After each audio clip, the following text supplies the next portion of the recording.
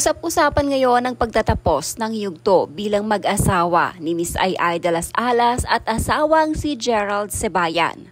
Halos 10 taon din ang itinagal ng relasyon ng mag-asawa, kaya naman ikinagulat ito ng ilan dahil hindi naman nila inaakala na tulad ng ilang celebrity couple ay magtatapos din ang relasyon nila. Sa katunayan nga ay maging ang anak na panganay ni Ai ay hindi umano alam na may problemang kinakaharap ang kanyang ina at ang stepfather nito. Sa episode ni Christopher Min, tinalakay nito kung ano umano ang naging dahilan kung bakit nakapagdesisyon si Gerald na makipaghiwalay kay Ai de las Alas. Base umano sa napag-alaman ni Fermin, sinabi daw ni Gerald kay Miss Ai na hindi na umano siya masaya sa relasyon nila. Dagdag pa din sa balita ay di umunoy ng pagdating ni Ai sa kanilang bahay sa Amerika ay tanging aso na lamang nito ang naiwan na nag-iisa.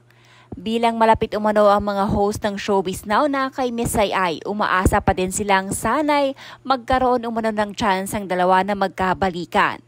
Sa November 11 ay sa programa ni Boy Abunda, pumayag si Miss Ai na talakayin ng buong detalye sa kung ano nga ba ang totoong dahilan kung bakit nakapagdesisyon si Gerald Sebayan na tapusin ang kanilang relasyon.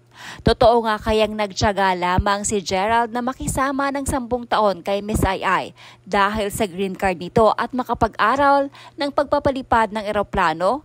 Ito ang mga hinala ng mga netizen na ginamit lamang umano si Miss Ai ng kanyang dating asawa upang makakuha ng green card at maging certified pilot.